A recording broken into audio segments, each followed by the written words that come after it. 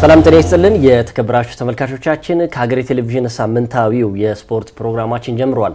የተለያዩ ርዕሰ ጉዳዮችን የምናነሳበት ሰዓታችን ላይ ስንደርስ የ24ኛ ሳምንት የእንግሊዝ ፕሪሚየር ሊግ አስገራሚ ክስተቶች ያሳለፈበት ሳምንት ሆኗል። ዛሬም ሊጉ የሚቀጥል ይሆናል። ማምሻውን ላይ እንግዲህ ቃል እንዴት ነው ብያለሁኝ። ሰላም ነኝ። 24ኛ ሳምንት የሚገርም ይሄ ምንድነው የሚባለው የ90 ሰከንድ ሽርፍራፊ ሰከንዶች ይባል የለ አስገራሚ ነበር። ብዙ ድሎች የነበሩበት በተለይ አራቱ ጨዋታዎች ለኔ ልዩ ነበሩ ማለት ይችላል በፕሪሚየር ሊግ ላይ የተካሄዱት እነሱን እናያለን። ከበስተጀርባችን ደግሞ የአርሰናልን ድል በተለይ ከአርሰናል ከማንቸስተር ሲቲ እና ከአስቶን ቪላ ጋር የነበሩ የነጥብ ልዩነት መጥበቡ እንደውም ሊያመጣ ይችላል የሚለው ነበር። እንግዲህ ሲቲ እና አስቶን ቪላ ተሸንፈዋል። ሲቲ ደግሞ አቻ ወጥቶ የአርሰናልን የዋንጫ ግስጋሴ አሳምረውለታል። አሁንም ያው 6 ነጥብ ነው፣ የሁለት ጨዋታ ልዩነት ነው፣ ገና ነው አሁንም።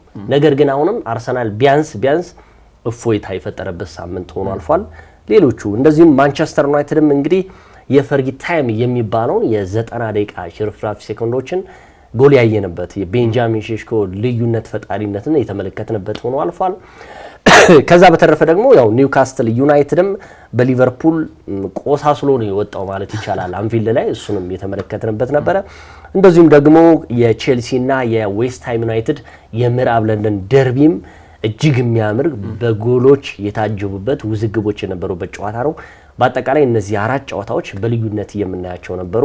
እነዚህን ከሊድስ ዩናይትድ እና ከአርሰናል ጨዋታ እንጀምራለን። እንግዲህ መግቢያውን በደንብ ስላልከው ከአርሰናልና ሊድስ ጨዋታ ብንጀምር ጥሩ ይመስለኛል። አርሰናል እንግዲህ ወደ ኤላንድ ሮድ ሲያቀና በበርካታ ጫናዎች ሆኖ ነው ያቀናው። ምክንያቱም ካለፉት 3 ጨዋታዎች ምንም አይነት 3 ነጥብ ማግኘት አልቻለም ነበር። በዛ ላይ ደግሞ በተለይ በማንቸስተር ዩናይትድ መሸነፉ ደግሞ በዋንጫ ፉክክር ጉዞ ላይ ትልቅ ነጥብ ያጣበት ነው ተብሎ በተለይ ሳምንቱ ሙሉ ትልቅ የመነጋገሪያ ርዕስ እንደነበር ይታወቃል። ሌላኛው ለአርሰናል ትልቅ ጫና የነበረው ሊድስ ዩናይትድ በሜዳው ባለፉት 5 ጨዋታዎች አንድም ሽንፈት አልገጠመውም ነበር። ከዚህ የባስ ብሎ ደግሞ የቡድኑ ቁልፍ ተጫዋች የሆነው ቡካዮ ሳካ ጨዋታው ከመጀመሩ ጥቂት ደቂቃዎች አስቀድሞ በገጠመው ጉዳት እንግዲህ ከጨዋታው አሰላለፉ ውጭ መሆኑ ደግሞ ሌላ ጫና እንዳይሆንበት ተሰግቶ ነበር።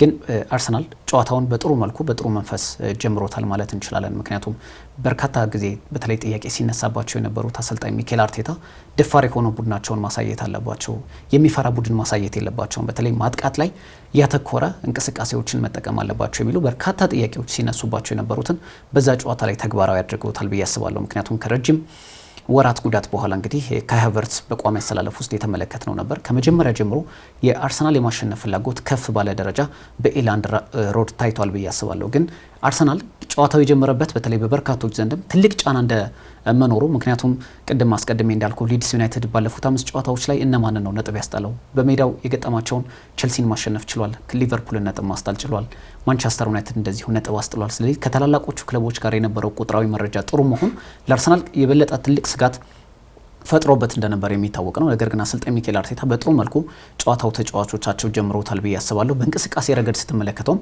ከተከላካዮች ጀምሮ እስከ ማጥቃት ክፍል ድረስ የነበረው አርሰናል ምናልባትም በውድድር ዓመቱ ደጋፊዎቹም መመልከት የሚፈልጉት እውነተኛውን አርሰናል ተመልክተውታል ብዬ አስባለሁ። በተለይ ባለፉት ጨዋታዎች ላይ አሰልጣኝ ሚኬል አርቴታ ይበልጥ ጥንቃቄን መሰረት ያደረገ ጨዋታን ይከተላሉ፣ ደፋር የሆነ ቡድን እያሳዩ አይደለም በሚል በተደጋጋሚ ይነሳባቸው የነበሩ ጥያቄዎችን ምላሽ የሰጡበትም ጨዋታ ነበር ብሎ ማንሳት እንችላለን። ከዚህ በፊት በተለይ አርሰናል በሰሜን ለንደን ደርቢ ቶተንሃም ሆትስፐርስን ኤምሬትስ ላይ ሲያሸንፈው የበለጠ በውድድር ዓመቱ በጣም ደፋሩን አርሰናል የተመለከትንበት ሁነት ነበር። ግን በኤላንድ ሮድ የተመለከትነው አርሰናል በተለየ ቅርጽ በተለየ ያጫወት መንገድ የተሻለ ቡድን ነበር ማለት እንችላለን። በዛም ቅጽበቶች እንግዲህ 4 ጎሎችን ማስቆጠሩም ከፍጹም ብልጫ ጋር ማሸነፉ ትክክለኛ ውሳኔ ትክክለኛ ነጥብ ይዞ ተመልሷል ብለን መውሰድ እንችላለን። አዎ የአርሰናል እንግዲህ የኤላንድ ሮዱ ከዛ በፊት የነበሩትን ታሪኮች እየተመዘዙ ነበረ። ለአርሰናል ከባድ ሊሆንበት ይችላል። ሁለተኛ 5 ተከታታይ ወሰደ። እንደውም ይሄ 5 ጨዋታው ከሜዳው በላይ ይቅርና 10 ጨዋታዎች ራሱ አንዱ ነው የተሸነፈው፣ 9ኙን አልተሸነፈም ሊድስ ዩናይትድ። ስለዚህ አርሰናል ሊቸገር ይችላል የተባለው ኤላንድ ሮድ ላይ አንዱ ምክንያት ባለፈውም ጠቅሰነው ነበር። እኔ አርሰናል አሁንም የፊት መስመሩ አይናፋር ሆኗል፣ ብዙ ጎሎችን የሚያስተናግድ አይደለም፣ የሚያስቆጥር ተጫዋች የለውም እየተባለ ሲታማ ነበር። አሁን ትናንትና እንግዲህ ከአራቱ ጎሎች ሶስቱ በፊት መስመር ተጫዋቾች መቆጠራቸው ያን ነገር ግልጽ አድርጎታል ብዬ ገምታለሁ። አርሰናል አሁንም እንግዲህ ከሊድስ ዩናይትድ ጨዋታ በኋላ ብዙ ነገሮች አሉ። ለምሳሌ የዚህ ጨዋታ ብዙ ነገሮች የሚነግሩን አንደኛው ያው የዴክላን ራይስ 300ኛ ጨዋታ ማድረጉ ወሳኝነት ነበረው። የሚካኤል ሜሪኖ ጉዳት እንደዚሁም በአርሰናል ላይ ሌላ ውዥንብር የፈጠረ ዜና ሆኖበታል። ከዛ በተረፈ ደግሞ የቡካዮ ሳካ ከሜዳ ላይ ይሰለፋል ተብሎ ባለቀ ደቂቃ በማዱኬ መሰለፉ እሱ ራሱ ካይቨርትስ ደግሞ ወደ ሜዳ ተመልሶ በጥሩ አቋም ላይ መኖሩ የመጀመሪያ አሰላለፉን ስታይ ካይቨርትስ የነበረበት ሚና ስታይ አርሰናል ተለዋዋጭ እግር ኳስን ሊያሳየን ነው ወይ የሚል ያየሁበት ጉዳይ ነው። ወደ ጨዋታው ጥልቅ ነገሮች ስናልፍ እንግዲህ አርሰናል እየተሻለ ነበረ። አሁን እኔ ምንም ጥያቄ የለውም እኔ ባለፉት 3 ጨዋታዎች በእንግሊዝ ፕሪሚየር ሊግ ላይ ሙሉ 3 ነጥብ ማግኘት የተሳነው አርሰናል በሊድስ ዩናይትድ ይፈተናል ተብሎ ነበር። ምክንያቶች ስለነበሩበት ነው ያን የተባለው እንጂ ሊድስ ዩናይትድ ከአርሰናል ተሽሎ ወይም ደግሞ አርሰናልን በዚህ ልክ ይፈተነዋል ተብሎ ተገምቶ አይደለም። እንደውም እኔ ከዚህ በኋላ አሁን ለምሳሌ ነገ በካራባው የፍጻሜ ለማለፍ የሚደረገው ቼልሲ ጋር ኤሚሬትስ ላይ እሱ አንዱ ከባድ ጨዋታ ነው። ከዛ በመተረፈ ደግሞ ሰንደርላንድን የሚጋብዝበት ጨዋታ አለ። ከዛ ብሬንትፎርድን እያለ ደግሞ ከአንድ ሳምንት ዊጋን አለ ኤፍ ኤ ካፕ። ከዛ ቀጥሎ ደግሞ ቶተንሃም ሆትስፐርን የሚያስተናግድበት ከዛ ደግሞ በእንግሊዝ ፕሪሚየር ሊግ ላይ ደግሞ ቼልሲን የሚገጥምበት ጨዋታ አለ። አሁን ከተቀስኩ ትልልቅ የሚባሉ መርሃ ግብሮች የሊድስ ዩናይትዱ ትልቅ ሆኖ አይደለም በነገራችን ላይ የነበረበት የመጣበት ሳምንታቶች በእንግሊዝ ፕሪሚየር ሊግ ላይ አስቸግሮት ስለነበር ነው በማንቸስተር ዩናይትድ መሸነፉ። ከዛ በፊት ደግሞ እንደዚሁም በኖቲንጋም ፎረስት ደግሞ አቻ መለየቱ ለአርሰናል ትንሽ ስጋት ሆኖበታል። ነጥብ ሊያስጥለው ይሆን እንዴ ምናምን እየተባለ ነው እንጂ ዝም ብለህ በታሪኩ እኮ ስታየው እኮ አርሰናልና ሊድስ ዩናይትድ እኮ ባለፉት 10 ጨዋታዎች እኮ 24-5 በሆነ ውጤት ነው የተለያዩት። አርሰናል 24 ጎል አስቆጥሮበታል በ10 ጨዋታ። ሊድስ ዩናይትድ ደግሞ 5 ጎሎች ነው ያስቆጠረበት እንጂ ሊድስ ዩናይትድ ከአርሰናል የተሻለ ቡድን ሆኖ አይደለም ስናወራ የነበረው። አሁን ግን የተስተካከለ ቡድን እየሆነ መጥቷል። ጎል ለማስቆጠር የሚፈልጉ ተጫዋቾች ጎል እያስቆጠሩለት ነው። ቡካዮ ሳካ ምናልባት ጉዳት ማስተናገዱ የዚህን ጨዋታ ማዱኬ ነው። ማዱኬም ገብቶ ደግሞ ወጥ የሆነ ብቃት አሳይቷል። የጨዋታው ኮከብ እስከመባል ተመርጧል። ከዛ በተረፈ ደግሞ የዩኬሬሽ ጎል ማስቆጠር በነገራችን ላይ በደርሶ መልስ ጎል ያስቆጠረው አንዱ ተጫዋች ቪክቶር ዩኬሬሽ ነው። ባለፈው 5-0 ሲያሸንፉ ሁለት ጎል ማስቆጠር የሚታወስ ነው። ትናንትናም ከትናንት በስቲያም እንደዚህ ጎል አስቆጥሯል። ገብርኤል ጄሱስም ጎል ማስቆጠር እንደሚችሉ አሁን ትልቁ ጥያቄ ነው ለአርሰናል ስጋት እየሆነ የመጣው የሚካኤል ሜሪኖ ጉዳት።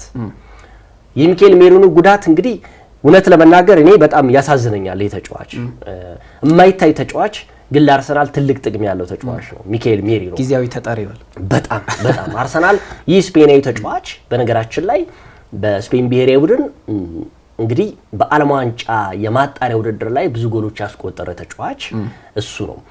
አርሰናል በነገራችን ላይ ባለፉት በርካታ ሳምንታቶች ውስጥ አርሰናል በሚቸገርባቸው ጊዜ ጎሎች የሚያስቆጥሩለት በተለይ ደግሞ ከፊት መስመሩን ተጫዋች በነገራችን ላይ አምና የውድድር ዓመት ላይ ሐሰተኛ 9 ቁጥር ሆኖ 11 ጎሎችን አስቆጥሯል ይህ ተጫዋች።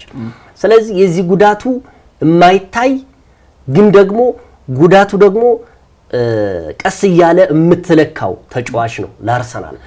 ሳሊባ በነገራችን ላይ በ2022-23 የውድድር ዘመን ላይ ጉዳት አስተናግዶ አርሰናል ከዋንጫ ውድድር ውጪ እንዲሆን ትልቁ ሚና የተጫወተው የዊሊያም ሳሊባ ጉዳት ነው። አሁንም የዚህ ተጫዋች ጉዳት ፍንትው ብሎ ይታያል ብዬ ገምታለሁ። በሱ ምትክ ግን ብዙ ተጫዋቾች እየተተኩ ዛሬ አሁን ምሽት ላይ የሚጠናቀቀው የተጫዋቾች ዝውውር ገበያ ላይ አርሰናል የሱ ምትክ ቢያንስ በውሰት ውል የዳኒ ሴባዮስ መመለስ ወደ አርሰናል ይሆናል ብዬ ከምገምታቸው ዝውውሮች ውስጥ ነው። ግን የሚካኤል ሜሪኖ ጉዳት እንደ አርሰናል ደጋፊዎችም እንደ ተጫዋቹም እንደ ስፔን ብሔራዊ ቡድን አጠራጣሪ ነው። ምክንያቱም አንድ ነገር ልንገረ የአርሰናል አሁን የዋንጫ በደንብ ጉዞ ከሚካተቱ ተጫዋቾች የለፉ ተጫዋቾች ውስጥ የምትለው አንዱ ሚካኤል ሜሪኖ ነው በአርሰናል። በስፔን ብሔራዊ ቡድን ደግሞ ስፔን ጫንቃዋን ተሸክማ እሱ ላይ አስቀምጣ ወደ ስፔን ወደ ዓለም ዋንጫ ስታልፍ እሱ ትልቁ ሚና የተጫወተ ልጅ ነው። አሁን ግን አርሰናል ዋንጫ ቢያነሳ እሱ ከሌለ የስፔን ብሔራዊ ቡድን ደግሞ ለዓለም ዋንጫ ስታልፍ እሱ ከሌለ ያሳዝነኛል ይህ ተጫዋች።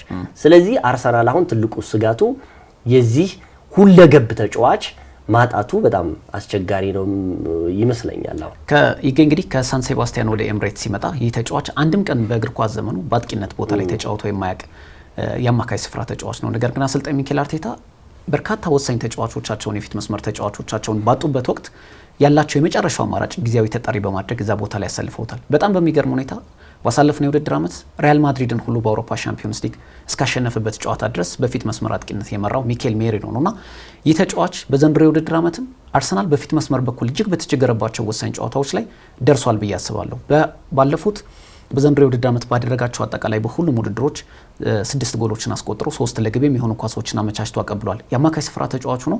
9 የግብ ተሳትፎ ማድረግ ቀላል የሚባል ቁጥር አይደለም። አሰልጣኝ ሚኬል አርቴታ ይህ ተጫዋች ወደፊት መስመር በኩል እያመጡ ማጫወታቸው ደግሞ በስፔን ብሔራዊ ቡድን ጭምር የፊት መስመር በኩል በቋሚነት እንዲሰለፍ የተደረገበት አጋጣሚ በነ አሰልጣኝ ሉዊስ ዴላ ፎንት እየተመለከት እንገኛለን። ያም በዓለም ዋንጫ ማጣሪያዎች ላይ 6 ጎሎችን አስቆጥሮ ሀገሩን ለዓለም ዋንጫ ያበቃበት መድረክ በልዩነት የምናነሳው ነውና የሚኬል ሜሪኖ ጉዳት ለአርሰናል በጣም ትልቅ ስጋት ሊሆን ይችላል። ግን ቅድም እንዳልከው በርካታ ተጫዋቾች አርሰናል ቤት ውስጥ ስላሉ ያንን ቦታ ሸፍነው መጫወት ይችላሉ የሚል እምነት አለኝ። በተለይ ከሃቨርትስም ከጉዳት መመለሱ እዛ ቦታ ላይ እነ ኤዜ እነ ማርቲን ኦዲጋርድ እንዲሁም ደግሞ በ6 ቁጥር ቦታ ላይ ደግሞ ሌላኛው አማራጭ ክርስቲያን ኖርጋርድም ስላሉ አርሰናል ምናልባት ያንን ቦታ ሊሸፍንበት የሚችልበት እድል እንዳለ ይሰማኛል። አርሰናል እንግዲህ በሳምንቱ በተለይ ትልቅ ከራሱ ካሳካው የቤት ስራው ከጨረሰው የቤት ስራ በላይ ተከታታዮቹ ክለቦች ወይ ደግሞ ተከታዮቹ ክለቦች ነጥብ መጣላቸው በትልቅ ደረጃ የሚነሳ ነው።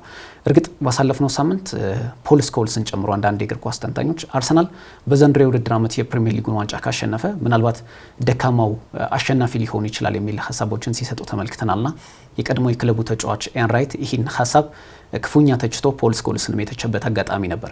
እውነት ለመናገር ለምንድን ነው ምክንያቱ የተነሳው በበርካቶች ዘንድም የሚነሳው አርሰናል በዘንድሮ የውድድር ዓመት በታላላቆቹ ክለቦች በእነ አስቶን ቪላ፣ ማንቸስተር ዩናይትድ የተሸነፈበት አጋጣሚ ነበረ ብለው ያነሳሉ። ወይ ደግሞ በሊቨርፑልም እንደዚሁ ተሸንፏል ብለው ያነሳሉ።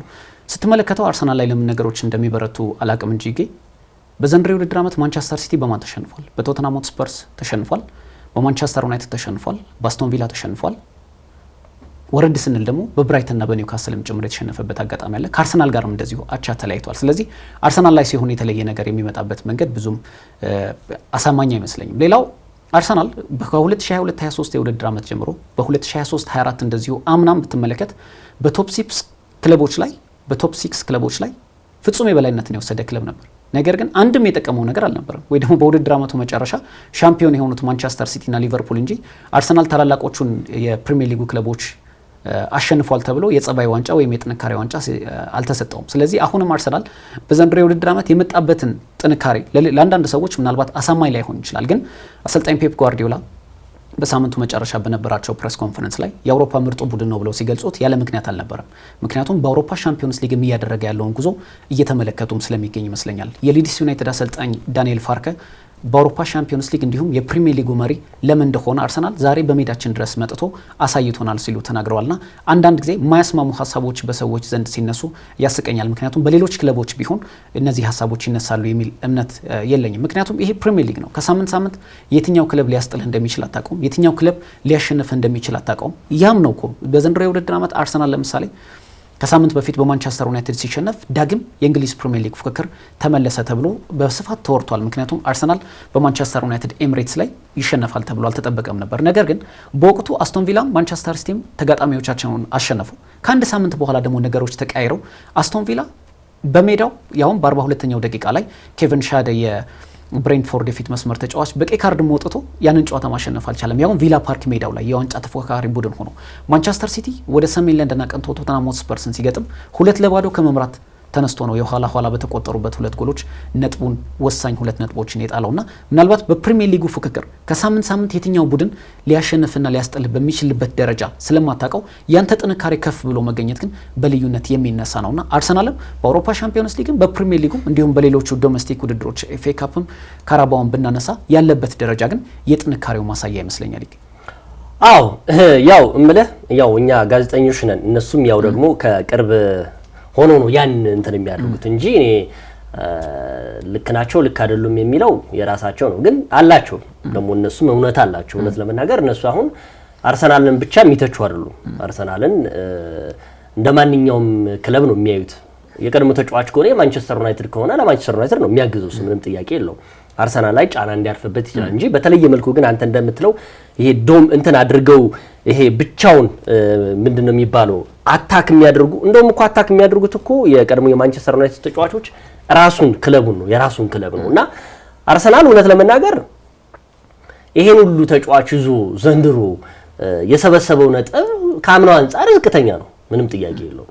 አሁን ራሱ በዚህ ውድድር ዓመት እንግዲህ 24ኛ ሳምንት ላይ ነው 3 ጊዜ ተሸንፏል እኮ አይደለ? ሲቲ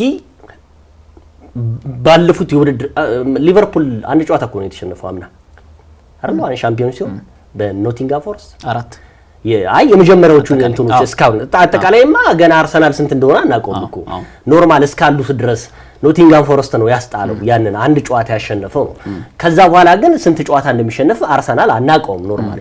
ከዛ አንፃር ነው እነዚህ የድሮ ተጫዋቾች አርሰናል አሁን ያሉትን እንኳን ጨዋታ ቢሰበስብ በውድድር ዓመቱ ያው ዋንጫ እንኳን ቢበላ የሚያገኘው ነጥብ ዝቅተኛ ነው ከድሮቹ አንፃር ሲያዩት ነው። እሱ ፋክት ነው፣ የምታየው ፋክት ነው ያለው ነገር እንጂ እንደውም የአንጋፋ የቢቢሲ ስፖርት ጸሐፊ ፊልም ማክኑልቲ ምን አለ መሰለ፣ አርሰናል ዘንድሮ ይሄን ዋንጫ ካላነሳ ጠላቱ የራሱ ተጫዋቾች ናቸው። በቃ የትኛውም የአርሰናል ተጫዋች የትኛውም የቀድሞ ማለት ነው የትኛውም የአርሰናል ያሁን ደጋፊ መቼም ዘንድሮ አርሰናል ዋንጫ ካላነሳ በቃ አይፈልጉትም ማለት ነው። እንደውም አንዳንዶች እኮ ባለፈው በዩናይትድ ሲሸነፍ ጥሩ እንቅስቃሴ ሳያደርግ ቀርቶ ሳይሆን ፍርሃት ጎል ማስቆጠር የሚችልበትን አጋጣሚ አለመጠቀም እነሰዎች ወይ ያልፈለጉት ይሆን እንዴ ዋንጫውን የሚሉ የአርሰናል ደጋፊዎች ነበሩ። አሁንም ይሄ የቢቢሲ ስፖርት አንጋፋ ጸሐፊ ያለው ምንም ጥያቄ የለውም ዘንድሮ አርሰናል ዋንጫውን እንግዲህ ድሉን እየተጠቀመ ያልሆነው እስካሁን ራሱ በራሱ 9 ነጥብ የነበረውን ወደ 4 አደረገው። 4 የነበረውን ደግሞ አሁን ደግሞ በዚህ ሳምንት ደግሞ 6 ሆኖለታል። ቢያንስ 2 ጨዋታ ከሲቲ ልዩነት አለው። ይሄን ካላስጠበቀ ደግሞ ራሱ ነው ጠላቱ ነው እንጂ ማንም ሊሆንለት አይችልም። ስለዚህ አሁንም ሁሉም በምክንያት ነው እያወሩ የሚገኙት። ምናልባት እዚህ ጋር ኢያን ራይትም ሐሳቡን የሰጠው ከምን አንፃር መሰለ፣ ለምሳሌ በውድድር ዓመቱ መጨረሻ አርሰናል ደካማ ሊባል ይችላል ሲል ፖል ስኮልስ፣ እኔም የሱንም ምክንያት ሐሳብ አድርጌ ሳነሳ ለምሳሌ የራሳቸውን ታሪክ ተመልከቱ ይላቸዋል ኢያን ራይት። ማንቸስተር ዩናይትድ ፕሪሚየር ሊጉን ባሸነፈባቸው 20 የፕሪሚየር ሊግ ዋንጫዎች ባሸነፈባቸው በፕሪሚየር ሊጉ ታሪክ ዝቅተኛ ነጥብ ተብለው የተመዘገቡትን 7 የፕሪሚየር ሊግ ዋንጫዎችን ያሸነፈው ማንቸስተር ዩናይትድ ነው ብሎ ምክንያታዊ ሐሳብ አቅርቦለታልና ምናልባት አንዳንድ ጊዜ ነው የቀድሞ ተጫዋቾች የሚሰጧቸው አስተያየቶች ምን ድረስ አሳማኝ ናቸው የሚለው ጉዳይ በምክንያት ነው የሚሰጡት። እኔ አሁን ለምሳሌ እንዴ የድሮ በነገራችን ላይ እኮ እንደ ዘንድሮ የአርሰናል ስብስብ እኮ ትልቅ የሚያስፈራ የለም እኮ። ይሄን ስብስብ ይዘት ታዲያ እንደዚህ አይነት ክርክር ውስጥ መግባት አያስፈልግም እኮ ሲጀመርም እኮ። አሁን አንተ እንዳልከኝ ማንቸስተር ዩናይትድ በነገራችን ላይ ባለፉት የነበሩትን 7 ዋንጫዎች ሲያነሳ ዝቅተኛ ነው ብለኛል አይደል? በ10 በፕሪሚየር ሊጉ ታሪክ ዝቅተኛ ተብለው ከተመዘገቡ 10 የፕሪሚየር ሊግ ዋንጫዎች መካከል 7ቱ በማንቸስተር ዩናይትድ። ግን አሁን ደግሞ ማንቸስተር ዩናይትድ በዛን ጊዜ ደግሞ የነበረው ቲም ይሄን ያክልም ነው ብለ አሁን እኮ በዘመናችን ውስጥ ከሚጠሩ በጣም አስፈሪ በጣም ዓለማችን ላይ የኔ ብለው የሚመኙት ክለብ ያሉ ተጫዋቾች አርሰናል ነው ያላቸው። እነዚህን ተጫዋቾች ይዞ እንደውም እኮ የአርሰናል የ2023 2002 የውድድር ዘመን ያልሸነፍ ባይነት የነበረውን አርሰናል መድገም ለምን አቃተው? ይሄ ራሱ ፕሪሚየር ሊጉ የከበደ አይመስልም? ፕሪሚየር ሊጉ ከብዶነት አይደለም። ይሄ ሰበብ መልሰው አሁን ምን መሰለህ አያይዘህ እንድትመልስልኝ ለምሳሌ በዘንድሮ የውድድር ዓመት እኔ ፕሪሚየር ሊጉ ከምን ጊዜም በላይ ጠንካራ ሆኗል ብዬ አምናለሁ። ያልኩበት ምክንያት ሌሎች ክለቦችም ጨምሮ በክረምቱ በርካታ ክለቦች ራሳቸውን የበለጠ ማጠናከራቸው የትኛውም ክለብ በየትኛውም ጨዋታ ላይ እንዲሸነፍ ማረጋገጫ የለህም ወይ ደግሞ ነጥብ እንዲጥል። አሁን ሁሉም ክለቦች ፉክክራቸው በዛ ልክ ይመስለኛል። አዎ ግን ይኸውልህ እስኪ ምናልባት አያይዘህ ከዛው እንደሱ አይደለም ክለቡ እንትን ሲሆን እኮ ምንድነው መሰለህ የሚባለው የተጫዋቾች ጥራት እኮ በዛው ልክ ነው የሚሄደው እኮ። የተጫዋቾች ጥራት ማለት ምንድነው መሰለህ ለምሳሌ አርሰናል ዘንድሮ ያዘው የተጫዋቾች ጥራት ከፕሪሚየር ሊጉ የተሻለ ነው። ለምን ይከብደዋል? እሱም ብቻ አሁን አንተ እንዳልከው እኮ ፕሪሚየር ሊጉ ጠንካራ ነው፣ ምንም ጥያቄ የለውም። እኔ ጠንካራ ነው። አሁን ምንድነው ፕሪሚየር ሊጉ የዘንድሮ ፕሪሚየር ሊግ ፉክክር በጣም ጠንካራ ሆኗል። አሁን ለክለቦች ፈታኝ ሆኗል። ስለዚህ ለአርሰናል ብቻም የሰጠው አስተያየት እኔ አልደግፈውም። ፖል ስኮልስ ለምሳሌ አንዳንድ ሰዎችም ይላሉ ላይክ በእንደዚህ ተሸንፈዋል ይሄ ቡድን ወይ ነጥብ ጥሏል ብሎ የሚያነሱ ሰዎችም አይጠፉም። ግን ሌሎችም ክለቦች እየጣሉ ነው። አሁን ማንቸስተር ሲቲ በዘንድሮ የውድድር ዓመት በጣም ጠንካራ ስኳድ ከያዙ ክለቦች መካከል አንደኛው፣ ግን 5 የፕሪሚየር ሊግ ጨዋታዎች ተሸንፏል። ማለት ያሸንፋል ብለን ማጠብቃቸው ስለ አርሰናል ነው የማወራው። ስለዚህ ፕሪሚየር ሊጉ ከባድ ነው። የግንባታ ቡድን ነው። ሲቲ እየተገነባ ያለ ቡድን ነው። እየተገነባ ሚንስ ለምሳሌ ባለፈው የጥሬ ተጫዋቾች የዝውውር መስኮት ጀምሮ እስካሁኑ ድረስ ተጫዋቾችን ገና እያላመደ ያለ ቡድን ነው። አርሰናል እኮ 6 ዓመት ሆኖታል እያላመደ ተባለ። ሁለተኛ እኔ ምክንያት የማልለው ነገር ሊጉ ምንም ጥያቄ የለውም በዓለማችን የሚገኝ በጣም የማተነበየው በጣም ጠንካራ ሊግ ነው። 20ኛ ላይ ያለው ወልቭስ ምን ሊፈጠር እንደማችለው ነው። ግን ወልቭስ ላይ ያሉ ተጫዋቾችና አርሰናል ላይ ያሉ ተጫዋቾች አይገናኙም። በቃ ማለት ክላሲ የሆነ ተጫዋች ነው አርሰናል የያዘው። ተቀያሪ ወንበር ላይ ያሉ ተጫዋቾች እንዳለ ክላሲ ናቸው። ለምሳሌ ቶና አርሰናል ላይ ያሉ ተቀያሪ ወንበር ላይ ያሉት ወልቭስ ላይ ቋሚ ያሉትን ይበልጧቸዋል። ምንም ጥያቄ የለውም። ስለዚህ የአርሰናልን ይሄ እንትን እኔ እንደሚመስለኝ እኔ ሊጉ ከባድ ስለሆነ አርሰናል የሚነጥለው ነጥብ ተገቢ ነው ምናምን እኔ አያስማማኝም እሱ። ምክንያቱም ያኔም አርሰናል ያልሸነፍ ባይነት የነበረው አርሰናል ሊጉም ጠንካራ ነበር በዛን ወቅት ላይ በተጫዋቾቹ። ስለዚህ እነ ፖል ስኮልስም ያው የአርሰናል ዋንጫ እንዲያገኝ መፈለግ አለመፈለግ የራሳቸው ታሪካዊ ተጫዋች አሁን መልሰልኛል። ነገር ግን ምንድነው እኔ ለአርሰናል መቼም ከዘንድሮ በላይ ለአርሰናል እኔ ዋንጫ ካላገኘ አላቅም እንግዲህ ምንም ማለት ሊያፍሩበትም ምን ሊሉበትም የሚበቁ ቅድም እንዳልኩ ፊል ማክሎኒቲ ምንድነው ያለው ራሱ የአርሰናል ተጫዋቾች ናቸው ጠላት ይሄን ዋንጫ ካላገኙ።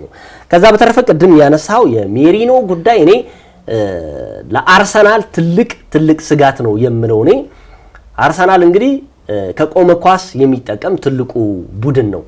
ብዙ ነጥቦችን የሰበሰበው የቆመ ኳስ ጎሎች ሲፈጠሩ ነው። የዛ ደግሞ መንስኤ ማን ነው? ሚኬል ሜሪኖ ነው። ሚኬል ሜሪኖ ተጎዳ ማለት እንዳልከው ኢዜ ሊኖር ይችላል፣ ካይቨርትስ ሊኖር ይችላል። ካይቨርትስን እርግጠኛ የማትሆንበት ተጫዋች ነው። ከሳምንት በኋላ ቢጎዳ ምንም እርግጠኛ አትሆንበትም። ስለዚህ ሚኬል አርቴታ በሱ ምትክ ተጫዋች ሊያስገቡ ይችላሉ።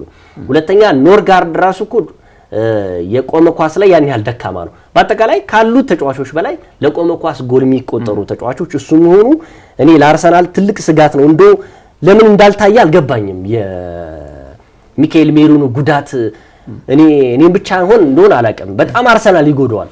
እኔ አልተወራለትም በነገራችን ላይ ቡካዮ ሳካ ቢጎዳ፣ ዩኬሪሽ ቢጎዳ፣ ገብርኤል ጄሱስ ተመልሶ ቢጎዳ፣ ዴክላን ራይስ ቢጎዳ በጣም ነበር የሚወራው በነገራችን ላይ። ግን እሱ በዚህ ልክ አልተወራለትም። ምናልባት ስብስቡ ጥራት ይመስለኛል በዘንድሮ ተኮኔጌ አሁን በርካታ ተጫዋቾች ተጎድተዋል በዘንድሮ። እንደውም ከዚህ በፊት አንድ ባነሳ ነው ሐሳብ ላይ ቡካዮ ሳካም ሲጎዳ፣ ማርቲን ኦዴጋርድም ሲጎዳ፣ ጋብሪኤል ማጋሌሽም ሲጎዳ ምናልባት የጋብሪኤል ማጋሌሽ በልዩነት ተነሳ እንጂ አርሰናል በዘንድሮ የውድድር ዓመት ያለው የስብስብ ጥራት ይመስለኛል። አሁን ቡካዮ ሳካም ተጎድቶ ለስንት ጊዜ ነው ብለው የሚጠይቅ የተለያዩ ሚዲያዎችን እየተመለከትን አይደለም። ግን ምንድነው በፊት ነበር እኔ አሁን ያን ጊዜ አውርተናል ትዝ ይለኛል።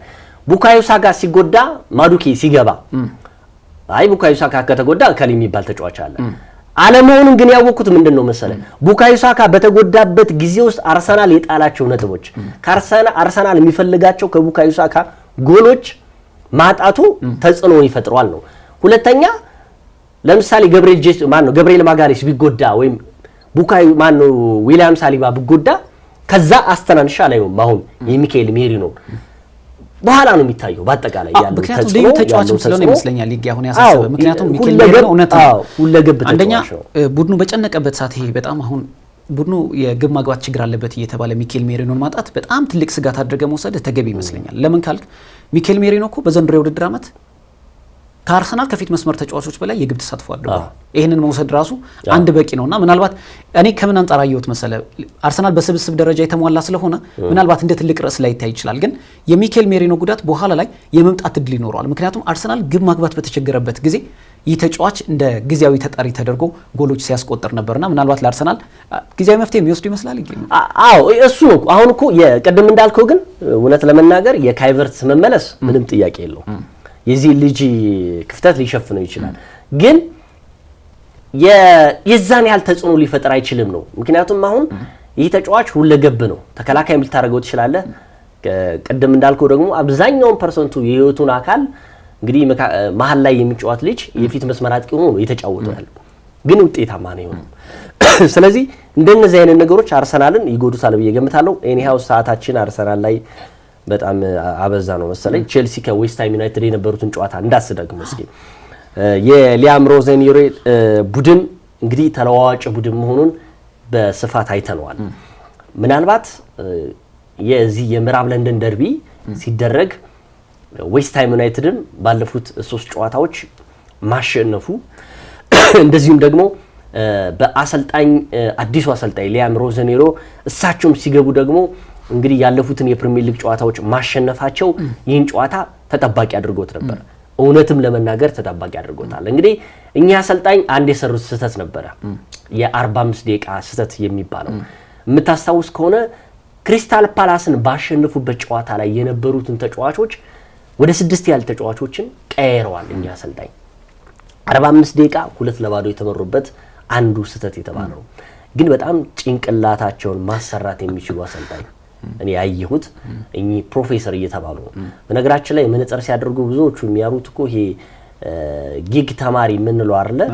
ልጅ ሆነን ጊግ ተማሪ የሚባሉ አሉ፣ መነጽር የሚያደርጉ በጣም አይምሮ ምጡቅ ያላቸው ተጫዋቾች። ከዛ ሳይ በጣም ጂኒስ ሆናቸው አሉ እሳቸው። ከስፖርቱ ውጪ የማትስ ሊቅ ናቸው። ፕሮፌሰር ውስጥ ከሚያስበል ደረጃ ደርሷቸዋል እኛ አሰልጣኝና የቀየሩበት ነገር በጣም ይገረመኝ።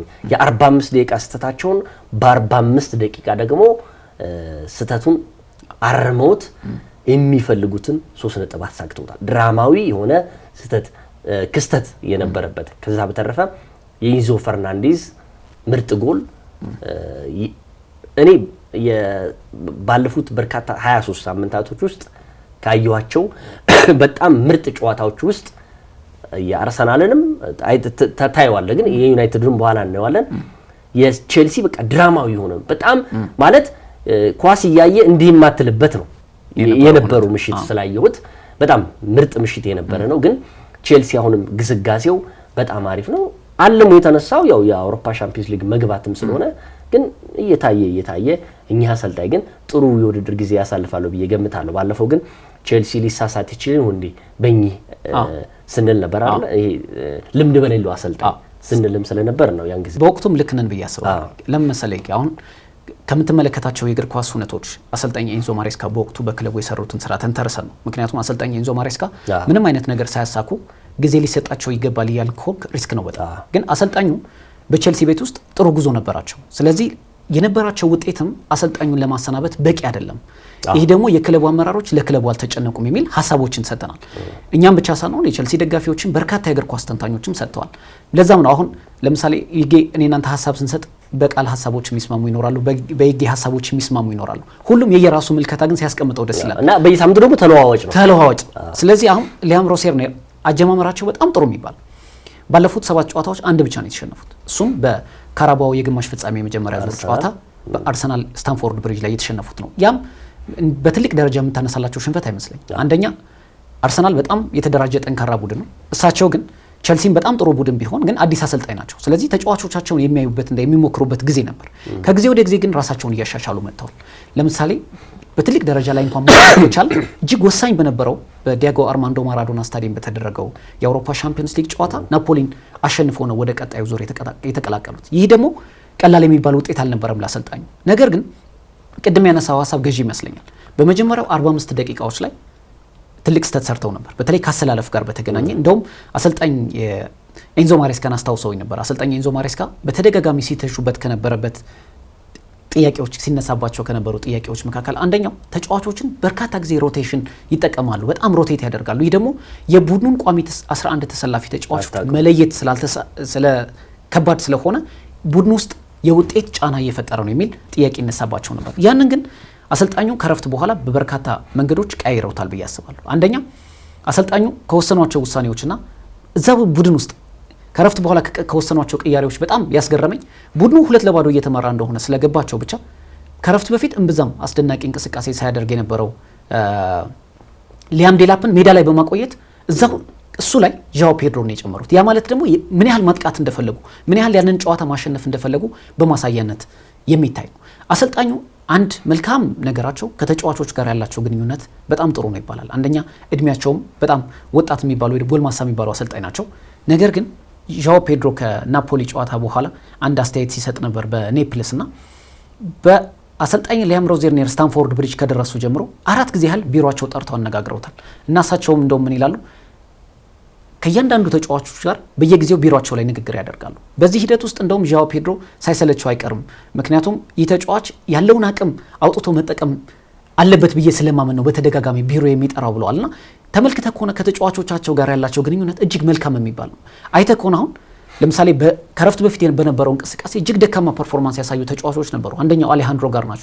ከረፍት መልስ ግን አልተመለከትነውም ያንን ተጫዋች። ምክንያቱም ከረፍት በፊት ቼልሲ ሙሉ በሙሉ በሚባል መልኩ በኑኖ ኤስፒሪቶ ሳንቶ የበላይነት ተወስዶበት ነበር በዌስትሃም በኩል። እንደውም ዌስትሃም ያገኛቸው አጋጣሚዎች ሮበርት ሳንቼዝ አዳናቸው እንጂ ከዛ በላይም ሆኖ ከረፍት መልስ መመለስ ይችሉ ነበር። ከሁለት በላይም ጎል ማስቆጠር ይችሉ ነበር። ግን አጠቃላይ ስትመለከተው በቼልሲ ተጫዋቾች ውስጥ እያንዳንዱ ተጫዋች የነበረው ወርክ ሬት ከረፍት በኋላ ግን አስደናቂ ነበር። ካይሴዶ ከረፍት በፊት ጥሩ እንቅስቃሴ አልነበረውም። ከረፍት በኋላ ሌላኛው ካይሴዶ ተመልክተናል የምናውቀው። ኤንዞ ፈርናንዴዝ እጅግ አስደናቂ እንቅስቃሴ በማድረግ ቀጥሏል። አሁንም በቼልሲ ቤት ዣኦ ፔድሮ የቼልሲ ምናልባት በክረምቱ ከመጡ ምርጥ ፈራሚዎች መካከል አንደኛው ነው ብለን ማንሳት እንችላለን እና አጠቃላይ በቼልሲ ቤት ውስጥ የምትመለከታቸው ለውጦች በተለይ በአሰልጣኙና በተጫዋቾቹ መካከል ያለው ግንኙነት መልካም መሆን በቀጣይ ጊዜያት ለክለቡ ተስፋ ሰጪ ይመስለኛል። ግን እንደ ክለብ አሁንም ይሄ ቡድን ያሉት ስብስቦች በጣም በቂ ናቸው። በጣም ጥሩ ተጫዋቾች አሏቸው። አሁንም ግን ልምድ ያላቸው ተከላካዮች በተለይ መሀል ተከላካዮች እዚህ ቡድን ውስጥ የሚካተቱ ከሆነ ቼልሲ በቀጣይ ዓመታት የበለጠ ተፎካካሪ የሚሆንበት እድል ሰፊ ይመስለኛልና ምናልባት ሊያም ሮዜርኔር በየጊዜው ራሳቸውን እያሸነፉ መምጣታቸው በቡድናቸው ውስጥ የበለጠ በራስ መተማመን ሰጥቷቸዋል። ነገ እንግዲህ የመልስ ጨዋታ ኤምሬትስ ላይ ይደረጋልና በዛው አያይዘህ ሊያም ሮዜርኔር ምናልባት እኛ አሰልጣኝ እኔ የታዘብኩት የዚህን ደርቢ ጨዋታ ለአርሰናሉ ለመቆጠብ ይመስለኛል። ለምሳሌ እንደነ ዣኦ ፔድሮ አሁን በነገራችን ላይ አንዳንድ ተጫዋቾች አሉ አሰልጣኝ ሲመጣ ጥሩ የውድድር ጊዜን የሚያሳልፉ ጥሩ የውድድር ጊዜን እያሳለፉ የነበሩ ደግሞ አንዳንድ አሰልጣኞች ሲቀየሩ ደግሞ ጥሩ የማይሆኑ ተጫዋቾች አሉ።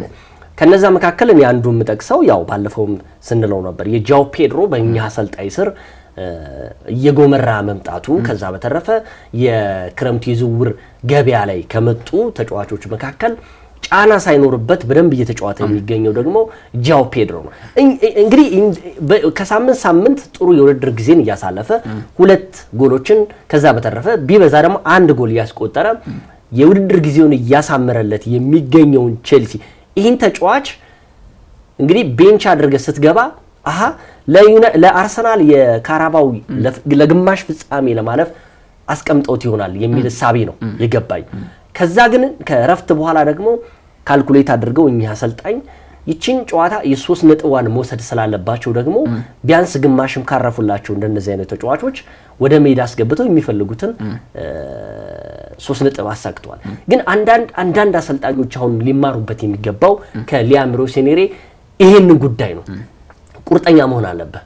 ከረፍት በፊት የተሰሩትን ስህተቶች ከረፍት በኋላ ደግሞ በደንብ አስተካክለው የሚፈልጉትን ድራማዊ በሆነ ክስተት ውስጥ ያለቀ ጨዋታ ነበርና እኛ አሰልጣኝን ግን አለማድነቅ አይቻልም። አሁንም ንፍጉነት ነው ብዬ ገምታለሁ። ምክንያቱም ባለፈው የኢንዞ ማሬስካን ጉዳይ ስናነሳ ምክንያታዊ ሆነን ስናነሳ የነበረው በተከታታይ ብዙ ጨዋታዎችን እየተሸነፉ የመጡ አሰልጣኝ አልነበሩም።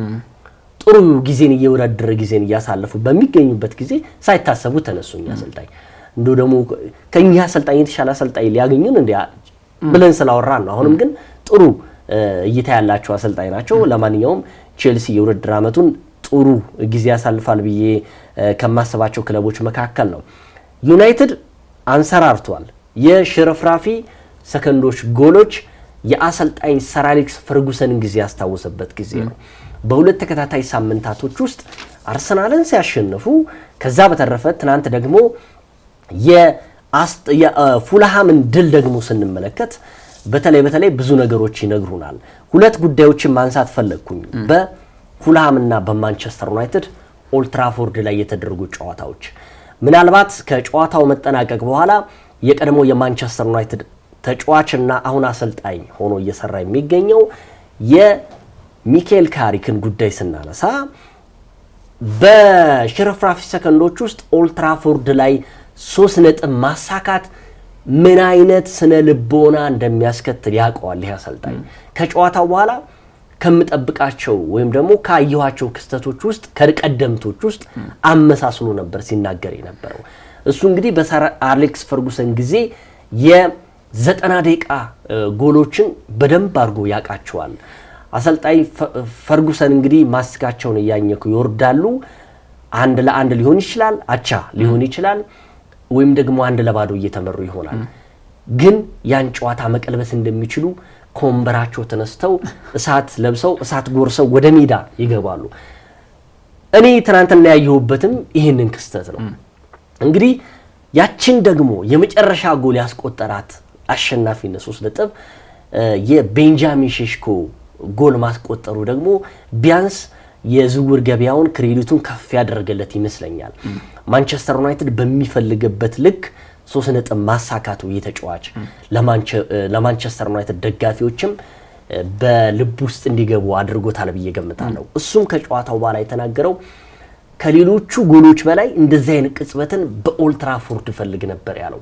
የሚሰራቸውን ያሳጣቸው ጎሉ ከገባ በኋላ ያለው ደስታ የምሬ ለመናገርና ማንቸስተር ዩናይትድ በየሳምንቱ ማሸነፍ ሳይሆን እንዴት እያሸነፈ እንደሆነ የቀደምቱን የማንቸስተር ዩናይትድን ወቅታዊ ብቃት እያሳየን ይገኛል። ይህም ደግሞ በአሰልጣኝ ሚካኤል ካሪክ እየተደረገ ይገኛል። አሁንም ከጎኑ ያለው ከዚህ አሰልጣኝ ጀርባ ያለው የሩኒ ነው። ዛሬ አሁንም እንደተናገረው ሩኒ ማይክል ካሪክ ትክክለኛው የማንቸስተር ዩናይትድ አሰልጣኝ ነው፣ ጊዜያዊ ሳይሆን ትክክለኛው አሰልጣኝ መሆን አለበት። አሁን እንግዲህ ያለፉትን 3 ጨዋታዎች እነማንን አሸንፎ ነበር የመጣው? እንግዲህ አርሰናልን ጥሩ አድርገው ነው ያሸነፈው። 3 ነጥብ ነው ያገኘው። ትናንትና ፉልሃምን ነው ያገኘው። ከዛ በፊት የነበረውን ሶስተኛ የመጀመሪያ ጨዋታውን ደግሞ ማንቸስተር ሲቲን ነው 9 ነጥብ ሲያገኝ ካገኛቸው 9 ነጥቦች እነማንን አሸንፈው ነው ስትል ደግሞ ወሳኝነት አለው። ስለዚህ ትናንትና ለማንቸስተር ዩናይትድ እኔ ከድልም በላይ ድል ነው፣ ብዙ ነገሮችን ያስታወሰ ነው። እንግዲህ ከማጨበጨበላቸው ጨዋታዎች መካከል ደግሞ ቀደም እንዳልኩ ከቼልሲና ዌስትሃም ውጪ እንደዚሁ ደግሞ የማንቸስተር ዩናይትድ እና የፉልሃም ኦልድ ትራፎርድ ላይ የተደረገው ጨዋታ በአጠቃላይ ሊጉ አብዷል። እውነት ለመናገር ይሄ ምናልባት ማንቸስተር ዩናይትድ ሲመለስ እንደኔ ደስ ይላል ማለት ነው። ምክንያቱም ማንቸስተር ዩናይትድ በፕሪሚየር ሊጉ ታሪክ በጣም ታሪካዊ ከምንላቸው ክለቦች መካከል አንደኛው ነው። ማንቸስተር ዩናይትድ ወደ ፕሪሚየር ሊጉ ፍክክር ሲመለስ ሊጉ እንዴት እንደሚደምቅ ተመልክተናል። በተለይ የማንም ክለብ ደጋፊ ስላልሆን እግር ኳስን እንደሚወድ ሰው ብቻ ስትመለከተው ግን ታላላቆቹ ክለቦች ወደ ፍክክር ሲመለሱ እግር ኳስን ለሚመለከት ሰው ምን ያህል አዝናኝ እንደሆነ በማንቸስተር ዩናይትድ መመልከት ብቻ በቂ ይመስለኛል። ባለፉት 3 ጨዋታዎች ማንቸስተር ዩናይትድ የፕሪሚየር ሊጉን ገጽታ በሆነ መልኩ ቀይሮታል ብዬ አስባለሁ። ምክንያቱም ቅድም እንዳልከው ማንን ያሸነፈው ማይክል ካሪክ በተሾመ ማግስት ምናልባትም ለክለቡ ባለቤቶች ትልቅ ውሳኔ ነበር። ይህ አሰልጣኝ መሾም አለመሾም በሚለው ሁኔታ ላይ ከቀድሞ አሰልጣኝ ኦሌ ጉናር ሶልሻየር ጋር በደንብ ጥናት አድርገው ነው የሾሙት። ይህ ሰው ሲሾም ግን መጪዎቹ ጨዋታዎች ለሱ የአሰልጣኝነት ጉዞ በጣም ወሳኝነት ነበራቸው። ምክንያቱም የሊጉ መሪ አርሰናል ነው፣ ለዋንጫ ፍክክር እየተፋለመ የሚገኘው ማንቸስተር ሲቲ ነው። በወጥ አቋም ባለፉት 8 ጨዋታዎች አንድ ብቻ የተሸነፈው ፉልሃምን ነው የሚገጥመው። ስለዚህ ወሳኝ መርሃ ግብሮች ከፊት ለፊታቸው እንደሚጠብቋቸው ያውቃሉ ብለናል ከዚህ በፊት። ማንቸስተር ዩናይትድ የቀድሞ ተጫዋች ቡድኑን መመራት አለበት፣ በተለይ በጊዜያዊነት በሚሾሙበት ወቅት። ከዚህ በፊት የምታስታውስ ከሆነ ሩበን አሞሪም በውድድር ዓመቱ መጨረሻ መሾም አለባቸው። ሩድ ቫን ኒስተልሮይ የመጀመሪያ ያደረጋቸው ጨዋታዎች የሆነ የማንቸስተር ዩናይትድ ቲያትር ኦፍ ድሪምስን የሆነ ስሜቱን ቀይሮታል ብለን ስናነሳ ነበር። ማይክል ካሪክም የማንቸስተር ዩናይትድ ጉድን ከስር መሰረቱ የሚያውቅ ተጫዋች ነው። ስኬትን በደንብ ጠንቅቆ የሚያውቅ ተጫዋች ነው። ከአውሮፓ ቻምፒዮንስ ሊግ እስከ ፕሪሚየር ሊግ ድረስ በደንብ ያጣጣመ ተጫዋች ነው። ይህ ተጫዋች የአሸናፊነት ስነ ልቦና ምን ማለት እንደሆነ ለተጫዋቾቹ ለማስረጽ ብዙ ጊዜ ይፈጅበታል የሚል እምነት የለኝም። ትንንሽ ንግግሮቹ ብቻ በቂ ናቸው። ያ ደግሞ ባለፉት 3 ጨዋታዎች በማንቸስተር ዩናይትድ መጫወት ምን ማለት እንደሆነ ታሪኩን ያልተረዱ ተጫዋቾች ጭምር ለማሊያ ክብር መጫወት ለዚህ ክለብ መጫወት ምን አይነት ትርጉም እንዳለው አሳይተውናል ብዬ አስባለሁ። በርካታ ተጫዋቾች ራሳቸውን አቅማቸውን አሻሽለው መጥተዋል ብዬ አስባለሁ። ለምሳሌ እድል ያልተሰጣቸው ተጫዋቾች ብንመለከት ከዚህ ቀደም እንደነ ኮቢ ሜኑ አሁን በወጥነት በአሰልጣኝ ማይክል ካሪክ እየተሰለፉ ነው። የአካዳሚ ተጫዋች ነው። የአካዳሚ ተጫዋች ስትሆን ማንቸስተር ዩናይትድ ልክ እንደ ራስ ነው የምታየው። ሌሎቹም ክለቦች ብንመለከት የአካዳሚ ተጫዋቾች ምን ያህል ለክለቡ ፍቅር እንዳላቸው በግልጽ የሚታይ ነው። በርካታ ተጫዋቾች በማንቸስተር ዩናይትድ ቤት ውስጥ ለውጥ ተመልክተንበታል። ነገር ግን ይህ አሰልጣኝ ማሸነፉ ብቻ ሳይሆን ቅድም ስንከራከርባቸው የነበሩትን ጉዳዮችን የተለያዩ አስተያየቶች ከዚህ የሚሰጡባቸውን አስተያየቶችም እነሱንም ጭምር ነው ያሸነፈው ብዬ ነው የማስበው። ይህ አሰልጣኝ በተሾመ ማግስት ጀምሮ የቀድሞ የክለቡ ታሪካዊ ተጫዋቾች አንድም ውጤቱን ሳይመለከቱ በርካታ ትችቶችን ሲሰነዝሩበት ነበር። አንድም ምላሽ አልሰጠም። በነገራችን ላይ ተመልክተው ከሆነ ለምሳሌ ሩበን አሞሪም ትችት ለሰነዘረባቸው ሁሉ ምላሽ በመስጠት ይታወቃሉ። ሩበን አሞሪም ማይክል ካሪክ ለማንኛውም ሰው አልሰጠም። የትኛውም ተጫዋች የፈለገውን አስተያየት መስጠት ይችላል እያለ ነበር በፕሬስ ኮንፈረንስ ወቅት የሚናገረው። ነገር ግን ይህ አሰልጣኝ በዝምታን ውስጥ ማሸነፍን ብቻ በመመልከት 3 ተከታታይ ድሎችን አስመዝግቧል። የማንቸስተር ዩናይትድ የቀደመ ኃያልነቱ ለመመለስ ተስፋ ሰጪ የሆኑ ብርሃኖችን ተመልክተናል። በቀጣይ በእርግጥ በአሰልጣኝ ማይክል ካሪክ ውስጥ ወጥነት ይጠበቃል። ቡድኑ በውድድር ዓመቱ መጨረሻ ላይ የሚያስመዘገበው ውጤት ትልቅ ነገር ይኖረዋል። ይህ ታሪካዊ ክለብ በአውሮፓ የውድድር መድረክ መመለስን አለሞ እየተወዳደረ ነው። አሁን ባለው ስብስብ በአውሮፓ ሻምፒዮንስ ሊግ የመሳተፍ አቅም አለው ብዬ አምናለሁ። ከዚህ በፊትም እንዳልነው ማንቸስተር ዩናይትድ ፕሮሰስ ሳይሆን የሚያስፈልገው የአሸናፊነት ስነ ልቦናን መላበስ ነው የሚለው ማይክል ካሪክ አሳይቶናል ብዬ አስባለሁ። ይህ ደግሞ እስከ መጨረሻው ደቂቃ ድረስ አርሰናልንም ባሸነፈበት ጨዋታ ላይ ፉልሃምንም ባሸነፈበት ጨዋታ ላይ ያንንም ተመልክተናል። ማሸነፍ ምን ማለት እንደሆነ ተመልክተናል። ቀደም አንድ አስተያየት ስትሰጥ ነበር በተለይ ማንቸስተር ዩናይትድ አቻ ከሆነ ወይ የተመራ ከሆነ አሰልጣኝ ሰር አሌክስ ፈርጉሰን ወደ ታች ይወርዳሉ። የቀድሞ የክለቡ ግብ ጠባቂ ኤድዊን ቫንደርሳር ብዙ ጊዜ ሰር አሌክስ ፈርጉሰን ከመቀመጫቸው አይወርዱም ይላል። እሳቸው ወረዱ ማለት የሆነ ችግር ተፈጥሯል ሜዳ ውስጥ እኛ ማንመለከተው ብሎ ያስባል። ምክንያቱም ወይ ተጫዋቾቹን ለማነሳሳት ነው አሊያም ደግሞ በዳኞች መካከል ችግር እየተፈጠረ ነው ማለት ነውና ምን ያህል ፓወርፉል እንደነበሩ መውረድ ብቻ የሚጠበቅባቸው ሰው ነበሩ። አሁን አሰልጣኝ ሰር አሌክስ ፈርጉሰን በዝቅታና ከፍታ ውስጥ የተመለከቱት የቀድሞ ክለባቸውን አሁን ደግሞ ልክ እንደ ህፃን ልጅ እየቦረቁ የምንመለከትባቸው ጊዜያት ላይ ደርሰናልና እንደነ ማንቸስተር ዩናይትድ የመሳሰሉ ክለቦች በአሸናፊነት ስነ ልቦና ሲመለሱ ለፕሪሚየር ሊጉን ፉክክር ቀላል የማይባል አስተዋጽኦ አይኖረውም እና ምናልባት ማይክል ካሪክ አጀማመሩን አሳምሯል። በቀጣይ በጣም ፈታኝ የተባሉ ጨዋታዎች ይጠብቁታል። ቶተንሃም ሆትስፐርስ ይገጥማል በኦልድ ትራፎርድ። ከዛ በኋላ ዌስትሃም ዩናይትድን እና ኤቨርተንን በተከታታይ ደግሞ አዌይ ይጫወታል ከሜዳ ውጭ። ስለዚህ በማንቸስተር ዩናይትድ ቤት ውስጥ እየተመለከትን የምንገኘው ተነሳሽነት ግን ለቡድኑ ትልቅ ተነሳሽነት ይመስለኛል። አዎ እንግዲህ ማንቸስተር ዩናይትድ ባለፉት በርካታ ሳምንታቶች ውስጥ ከሌሎች እንግሊዝ ፕሪሚየር ሊግ ክለቦች የሚለየው እስካሁን ያልተሸነፈ ቡድን መሆኑ ነው። አርሰናልም ባለፈው ተሸንፏል። ሲቲም እንደዚሁ አቻ ወጥቷል። አስቶን ቪላም ተሸንፏል ትናንት። ማንቸስተር ዩናይትድ ብቻ ነው እስካሁን ያልተሸነፈው።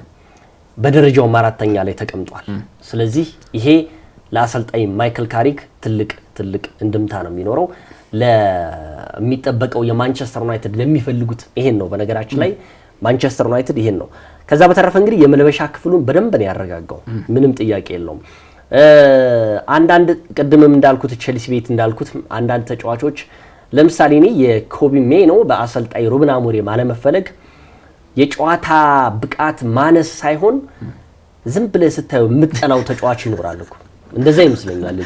ተጠብቀኝ እንደምትለው በቃ ማለት ዝም ብለህ አንድን ተጫዋች ይሄ በቃ አይመቸኝም በቃ እግር ኳስ ይሄ ሙያው ይመስላል እንደዛ ነው የሚመስለኝ። አሰልጣኝ ሩበን አሞሪም ኮቢ ሜኖን ያደረጉት ስለማይመቻቸው ይሄ የብቃት ማነስ ብቻ ሳይሆን በቃ ወይ መልኩን አይወዱትም ወይ ደግሞ በቃ ይሄ ከአካዳሚው ስለመጣ ለነገሩ ከአካዳሚ የመጡ ተጫዋቾችን ማውጣት እኮ የሳቸው ስራ ነበር።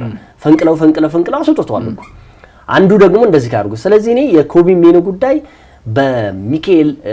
በማይክል ካሪክ እንደዚህ ቦግ ያደረገው ምንድነው ታዲያ? አሁን ለምሳሌ አሰልጣኙ እኮ አሰልፈውት እኮ ይሄ ልጅ እንደውም እኮ ልክ ነው በቃ በአሰልጣኝ ሩበን አሞሪም ጊዜ እኮ ልክ ነው ማለት ነው ይባላል። ስለዚህ ቅድም ያልኩ አሰልጣኝ ሩበን አሞሪም ኮቢ ሜኖ ስለማይመቻቸው የሚልህ በቃ ደስ የማይል ተጫዋች አንድ ሰው አሁን ለምሳሌ እኮ ውስጡን ሳትተዋወቀው ይሄ ልጅ ደስ አይለኝም የምትለው ነገር አለ። እኛ አሰልጣኝም አሁን ኮቢ ሜኖን እንደዛ ስላረጉት ይመስለኛል። ከዛ በተረፈ ግን የነ ማቴዎስ ኩንሃ የብሪያን ምቤሞ ብሩኖ ፈርናንዴስ ምንም ጥያቄ የለውም በሁሉም አሰልጣኞች የሚወደድ ነው፣ ጥሩ ተጽዕኖ ፈጣሪ ነው። ግን የነዚህ ተጫዋቾች መጉላት ደግሞ ወሳኝ አዲሶቹ ፈራሚዎች በተለይ ሁለቱ ተጫዋቾች በአሰልጣኝ ማይክል ካሪክ በደንብ ተይዞ ጎሎች እያስቆጠሩ ነው የሚገኙት። ከዛ በተረፈ ግን ደግሞ እንደ ዋይን እየጣፈጠ የመጣው የካዜሜሮ ጉዳይ ደግሞ በውድድሩ መጨረሻ ዓመት እንደው ይሄ ልጅ እንደው መውጣት አለበት የምትለው ተጫዋች ነው። ምክንያቱም እንግዲህ ባለፉት 3 ጨዋታዎች ላይ ወሳኝ ሚና ከተጫወቱት ተጫዋቾች ጎልን በማስቆጠር ኳስን በማደራጀት ደግሞ ወሳኝ የሆነው ካዜሜሮ ለማንቸስተር ዩናይትድ መለየት እኔ ስንት ትችት እንደተሰነዘረበት የሚታወቅ ነው። ለማንኛውም የአሰልጣኝ ማይክል ካሪክ ተጽዕኖ አሁንም እየበረታ ነው። ዩናይትድ አንሰራርቷል ማለት ይቻላል። 100% መናገር እንችላለን። የወደፊቱ የሁለቱን የለንደን ክለቦች ቶተንሃምና ዌስትሃምን በዛም ልክ ደግሞ ነው የሚገርመኝ ይሄ አሰልጣኝ እፎይታ የምትልበት ክለብ እስካሁን የገጠመው የለም። ሁሉም ከባድ ተጋጣሚ ነውና ለሱም አስቸጋሪ ነው ብዬ ገምታለሁ። ማንቸስተር ሲቲ አርሰናልን እንደምንለው ሁሉ ነጥቡን እየተጠቀመበት አይደለም። ባለፈው አሁን ሲቲ እየተሸነፈለት አርሰናል እየተጠቀመ አይደለም እንደምንለው ሁሉ አሁንም ትናንትና ያ ወሳኝ በረሃ ግብርም ቢሆን በቶተንሃም ሆትስፐር ነጥብ ጥሏል። ሜዳው ላይ 2-0 ከመመራ እኔ ማንቸስተር ሲቲ እንደውም እኔ 2-0 ተመርቶ መምራት የሚችለው ማንቸስተር ሲቲን ነው ማቀው። አሁን ግን 2-0 እየመራ ከረፍት በፊት እንደውም ከረፍት በኋላ 4-3 ሊያረግ ይችላል የምትለው ማንቸስተር ሲቲ በሆነው ቅጽበት ውስጥ ተቀያይሮ 2-0 መውጣቱ የሶላንኬ ይሄ ምትሃታዊ የምትላት ቄንጠኛ ጎል በጣም የምትገርም ጎል ነበረች። ከዛ በተረፈ እንደውም ጎሎች ያው ይሄ አንዳንዴ የማርክ ጉዌ ደግሞ አጋጣሚ ነው ባለፈው ስተት ነበረ ራሱ ላይ ነበር ጎል ያስቆጠረው። አሁንም በዚህ ላይ ነው የተመዘገበበት የሚገርም ነገርና ተከታታይ ጨዋታዎች ላይ እንደዚህ ማድረጉ ራሱ ማርክ ጉዌ ትንሽ ደግሞ እንትን ሊያደርገው ይችላል። ግን የአንቶኒ ሲሜኒዮ ጉዳይ ደግሞ ሲነሳ ብዙ ነው። እንደው ከቻለ አንድ ጊዜ ልንሰራለት የሚገባ የወደፊቱ ኮከብ ስለሆነ አንቶኒ ሲሜኒዮ ያልተወራለት ጥቁር ኮከብ ነው። እንደ ቡካዮ ሳካ ልታነሳለት የሚችለው ወርቃማ ተጫዋች ስለሆነ የሱንም ጉዳይ አንድ ጊዜ ማንሳታችን አይቀርም። እንግዲህ ወደ ሰሜን ለንደን ያቀናው ማንቸስተር ሲቲ ከጨዋታው በፊት እያወራን ነበር። የምታስታውስ ከሆነ ሁለት ሀሳቦችን ነበር ያነሳነው። አርሰናል ከማንቸስተር ሲቲ በፊት ሲጫወትና በኋላ ያለው ይለያይ ሆኖ ወይ? ምክንያቱም አርሰናል ማንቸስተር ሲቲ ቀድሞ ሲጫወት አሸንፎ በስነ ልቦና ረገድ በጣም ተጎድቶ የሚገባ ቡድን ሆኗል። ወይስ አርሰናል ቀድሞ ሲጫወት ደግሞ በማሸነፍ ማንቸስተር ሲቲ ላይ የበለጠ ጫና ይፈጥራል የሚለውን ነገር እያነሳን ነበር። በእርግጥ ባለፉት ጨዋታዎች ላይ ስትመለከት አርሰናል ነጥብ የጣላቸውን ጨዋታዎች ስትመለከት ሲቲ አስቀድሞ መጫወቱ በትልቁ ደረጃ በስነ ልቦና ረገድ ጎድቷቸዋል የሚሉ በርካታ ሀሳቦች ይነሳሉ። በእርግጥ እኔንም የሚያስማማ ይመስለኛል። ግን በማንቸስተር ሲቲ በኩል እንደዚህ አይነት ነገር አትመለከት። በተለይ በውድድር ዓመቱ አጋማሽ ላይ ማንቸስተር ሲቲ ብዙ ጊዜ ነጥቦችን ሲያንጠባጥብ ወይ ሲጥል አንመለከተውም። ግን ተመልክተ ከሆነ በጨዋታው ላይ በርካታ መነጋገሪያ ጉዳዮች ነበሩ። አሰልጣኝ ቶማስ ፍራንክ ከቶተንሃም ሆትስፐርስ ደጋፊዎች ጋር የቃላት ልውውጥ የሚያደርጉበት ሁነት ነበር። የቶተንሃም ሆትስፐርስ ደጋፊዎች ክለባቸው ማንቸስተር ሲቲን እንዲያሸንፍ አይፈልግም የሚል ወሬ ብሰማም እኔ ግን ጨዋታውን ለማሸነፍ ብቻ ነው ሜዳ ላይ መገኘት የምፈልገው። የምታስታውስ ከሆነ ከታቻምና የሰን ጉዳይና ማንቸስተር ሲቲ ወደ ቶተንሃም ሆትስፐርስ ሜዳ ቅንቶ ቶተንሃምን ካሸነፈ በኋላ የቶተንሃም ሆትስፐርስ ደጋፊዎች ሲጨፍሩ የተመለከትንበት ሁነት የቅርብ ጊዜ ትውስታ ነው። ያ ለምን መጣ ልንል አንችል። በሰሜን ለንደን ደርቢ ያለው ተቀናቃኝነት ስሜት ቀላል ስላልሆነ ወይ ደግሞ እንረዳዋለን። ያለው ፉክክር አርሰናል የበላይ እንዳይሆን፣ ቶተንሃም ሆትስፐርስ የበላይ እንዳይሆን በሁለቱም በኩል ያለው መጠላላት ግልጽና ግልጽ ነው። ስለዚህ ይሄ ቢሉ ብዙ አይደንቅም። በፕሪሚየር ሊጉ ባለፉት ዓመታት ካየናቸው ፉክክሮች አንጻር በዛ ጨዋታ ላይ በጣም ፑር ፐርፎርማንስ ነው ያሳዩት። በመጀመሪያው 45 ላይ የቶተንሃም ሆትስፐርስ ተጫዋቾች በጣም ደካማ የነበረ እንቅስቃሴ ነበራቸው። እርግጥ ማንቸስተር ሲቲ በጨዋታውን ማፍጠንም አልፈለግም፣ ጨዋታው በጣም እንዲግልም አልፈለግም። ተረጋግተው በጣም ወሳኝ የተባሉ 2 ጎሎችን አስቆጥረው ነበር የወጡት። ቅድም እንዳልከው ከረፍት መልስ እንደው ማንቸስተር ሲቲ ግቦችን የመጨመር እድሉ ሰፊ ነው ተብሎ ተገምቶ ነበር። የኔም ግምት ማንቸስተር ሲቲ ከረፍት በኋላ ጎሎችን የመጨመር እድል ነበር። በጉዳት የታመሰው ቶተንሃም ሆትስፐርስ ቶማስ ፍራንክ ያንን ነጥብ አስጠብቀውበት የወጡበት መንገድ እጅግ አስደናቂ ነበር። ቶተንሃም ሆትስፐርስ በዘንድሮው የውድድር ዓመት በተለይ በሊጉ በጣም ደካማ የውድድር ዓመትን እያሳለፈ ይገኛል። በአውሮፓ ሻምፒዮንስ ሊግ ወደ ቀጣዩ ዙር አልፏል። ግን የሊግ ሁኔታው ጥሩ አይደለም ወይ ደግሞ ጥሩ የውድድር ዓመትን አሰልጣኝ ቶማስ ፍራንክ እያሳለፉ አይገኙም። እንዲሁም በጫና ውስጥ የሚገኙ አሰልጣኝ ናቸው። ስለዚህ ጨዋታ ለሳቸው ነጥብ ማግኘት ምን ማለት እንደሆነ አሰልጣኙ ብቻ ነው ትርጉሙን የበለጠ የሚያውቁት ከደርቢ ስሜትነቱ በላይ። ግን ሲቲ ባለፉት 6 ጨዋታዎች አንድ ጨዋታ ብቻ ነው ማሸነፍ የቻለው። በርካታ ነጥቦችን ጥሏል። በሰንደርላንድ ጥሏል፣ በቼልሲ ጥሏል፣ በማንቸስተር ሲቲ፣ በማንቸስተር ዩናይትድ ተሸንፏል። ይህ በልዩነት የምታነሳለት ነው። ሲቲ በእርግጥ በትራንዚሽን ውስጥ ያለ ቡድን ቢሆንም ነገር ግን አሰልጣኝ ፔፕ ጓርዲዮላ ይህንን ዋንጫ በጣም አጥብቀው እንደሚፈልጉት በተደጋጋሚ ጊዜ አንስተናል። ምክንያቱም አንደኛ የውድድር ዓመታቸውን ከስኬት ጋር ማጠናቀቅ ሊፈልጉ ይችላሉ፣ አሊያም ደግሞ አምና የተወሰደባቸውን የበላይነት ዘንድሮ ለእንግሊዝ ማሳየት ይፈልጋሉ። ለዛም ይመስላል 85 ሚሊዮን ፓውንድ በጥር የዝውውር መስኮት ወጪ አድርገው እነ ጌሂንና ሴሜኒን የመሳሰሉ ድንቅ የፕሪሚየር ሊጉ ተጫዋቾችን ማስፈረም የቻሉት። ግን አሁን በሲቲ ቤት ውስጥም አንዳንድ ጨዋታዎች ላይ አሰልጣኝ ፔፕ ጓርዲዮላ አምና ያለው የስነ ልቦና ጫና ላይ ግን እየተመለከት እንገኛለን። ለምሳሌ ባለፉት ጨዋታዎች ላይ ፊል ፎደን በጉዳት ምክንያት ከሰላለፉ ውጭ ነበር። ነገር ግን በትላንትናው ጨዋታ ላይ በተለይ በማጥቃቱ ሂደት በኩል የራያን ቸርኪም የአንቷን ሴሜኒዮ እንዲሁም የኤርሊንግ ሃላንድም መኖር የፎደን እዛ ቦታ ላይ ማቀጣጠል ይችል ነበር ወይ ደግሞ ከኋላ ሆኖ ኳሶችን በደንብ ማንሸራሸር ይችላል ልክ እንደ ራያን ቸርኪ የሚል እምነት ነበር። ግን ፊል ፎደንም አልተጠቀሙበትም። ምናልባት የጣት ስብራት ጉዳት እንዳጋጠመው ከዚህ በፊት ይነገር ነበር። ነገር ግን ተጫዋቹ በዘንድሮው የውድድር ዓመት ለማን ሲቲ በወሳኝ ጨዋታዎች ላይ ግብ እንደማስቆጠሩ በወሳኝ ጨዋታዎች ላይ ብቃቱ መመለሱ ይህ ተጫዋች በትልልቅ ጨዋታዎች ላይ ሊረዳቸው ይችል ነበር ብዬ አስባለሁና ምናልባት በቀጣይ አሁን ማንቸስተር ሲቲ አሁን ስፐርስ ላይ መጣሉ ሳይሆን በቀጣይ ደግሞ ማንን ነው የሚገጥመው የሚለው ነገር በጣም በጥሩ መነቃቃት ላይ የሚገኘው ሊቨርፑል ነው በአንፊልድ የሚገጥመው። ይህ ጨዋታ የሚያደርገው ደግሞ የሊጉ መሪ አርሰናል አስቀድሞ ጨዋታውን ካደረገ በኋላ መሆኑ ደግሞ ሌላ ጫና እንዳይፈጥርባቸው ይሰጋል። ግን ማንቸስተር ሲቲ አሁንም ካለው ስኳድ አንጻር ምክንያቱም የፕሪሚየር ሊጉ ፉክክር ገና ነው፣ 14 ሳምንታት ይቀራል። ለአርሰናል ብቻ ነው 12 ሳምንታት የሚቀረው ምክንያቱም 2 ንጹህ ጨዋታዎች በእጁ ስላስገባ 6 ነጥብ። ስለዚህ ማንቸስተር ሲቲ አሁንም በፉክክር ውስጥ የመቆየት እድሉ ሰፊ ቢሆንም አሰልጣኝ ፔፕ ጓርዲዮላ ግን አንዳንድ ውሳኔዎቻቸው ላይ ምናልባት እሳቸውን ለመተቸት አቅም ባይኖረንም ግን በምትመለከተው ደረጃ እዚህ ቦታ ላይ ይሄ ተጫዋች ይኖራል ብለህ በምታስባቸው ልክ ግን አሰልጣኙም ልክ እንደ ሚኬል አርቴታ ጥንቃቄን እየመረጡ ነው ወይ ያስብላልና ምናልባት በቀጣይ የምንመለከተው ማንቸስተር ሲቲ ምን አይነት ይሆናል የሚለው ነገር የምንጠብቀው ይሆናል። ባለፉት 6 ጨዋታዎች አንድ ማሸነፉ ግን ለፔፕ ጓርዲዮላ ጥሩ የሚባል ውጤት አለ። ያው ባለፉት 6 ጨዋታዎች 2 ጊዜ ነው የተሸነፈው። አንደኛው በቦልድ ጊልሜት የአውሮፓ ሻምፒዮንስ ሊግና በማንቸስተር ዩናይትድ ሌላውን አቻ ነው የወጣው። ሁለቱን አሸንፏል። ግን ምንድነው አሁንም ያው ይሄ ማለት እኮ ለአርሰናል ነው በአጠቃላይ እኮ አርሰናል አልተጠቀመም ማለት ነው።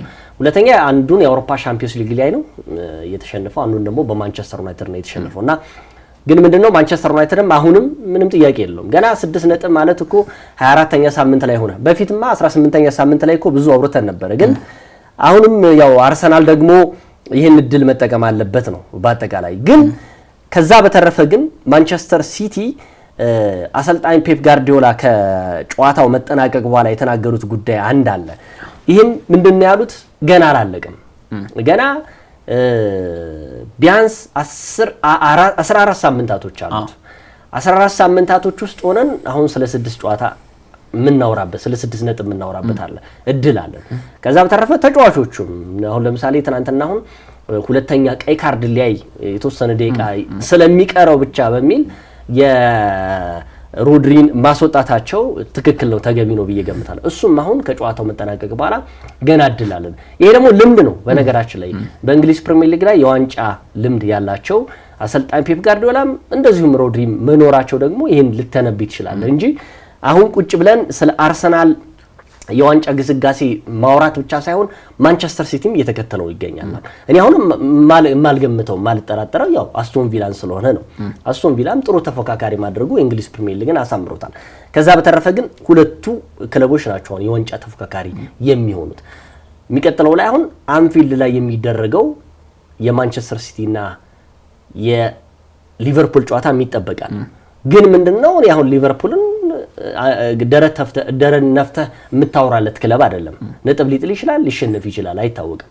ደግሞ ትናንትና አሁን በጣም ይከብደው ይችላል ያልከውን ቅዳሜ ዕለት በዛው አንፊልድ ላይ እንግዲህ ኒውካስትል ዩናይትድን በትስጥስ ነው ያደረገው። አሁን ግን ቀጣይ ሳምንት ደግሞ ሲቲ ሊያስቸግሩ ይችላል፣ አይታወቅም። ከዛ በተረፈ ግን አሁን ሊቨርፑል ቢያንስ በሳምንቱ አጋማሽ ላይ የሚያደርገው ጨዋታ አለመኖሩ ለዛኛው ቢያንስ ጊዜ ይኖረዋል ብዬ ገምታለሁ። በሳምንቱ አጋማሽ ደግሞ ያው ትልቅ ጨዋታ ይጠብቀዋል እንደዚሁ ማንቸስተር ሲቲ ኒውካስትል። ከባድ ጨዋታ ይመስለኛል እሱ ራሱ የሚደረገው ጨዋታ። በአጠቃላይ እንግዲህ የዛሬ ውይይታችን ይህን ይመስል ነበር። ብዙ ርዕሰ ጉዳዮችን አንስተናል። የኒውካስል ከሊቨርፑል የነበሩትን ጨዋታዎች እንግዲህ በጣም ወሳኝ ጨዋታ ነበር፣ ወሳኝ መርሃ ግብር ነበር፣ ግን አላጠቃለልነውም እሱ ነው እንግዲህ ሰዓት እኛ ያሰብነው ምንድነው ሊቨርፑል ከኒውካስል ያደረጉትን ጨዋታ በተለይ የሊቨርፑል በጣም ወሳኝ የነበረ ጨዋታ ነበር። ተጠባቂም ጨዋታ ስለነበር በአውሮፓ ሻምፒዮንስ ሊግ ለሚያደርገው ፉክክር በስፋት ለማንሳት ነበር። እንግዲህ ካለን ሰዓት አንጻር በሚል ነው። በቀጣይ ፕሮግራሞቻችን እናነሳቸዋለን። ሊቨርፑል ያው አሁንም ለአውሮፓ ሻምፒዮንስ ሊግ የተሳተፈ የሚገኝ ነው። 6ኛ ደረጃ ላይ ነው የተቀመጠው። ከኒውካስል ጋር ያደረገው ጨዋታ ወሳኝ ነጥብ ነው። በአጠቃላይ እንግዲህ ዛሬ የተለያዩ ጉዳዮችን የ24ኛ ሳምንት ተአምራዊ ክስተት የተባሉ ጨዋታዎችን ለይተን ወደ እናንተ ወደ ተመልካቾቻችን አድርሰናል። ሳምንት በሌላ ጉዳይ እንመለሳለን። እስከ ሳምንት መልካም ሳምንት ይሁንላችሁ።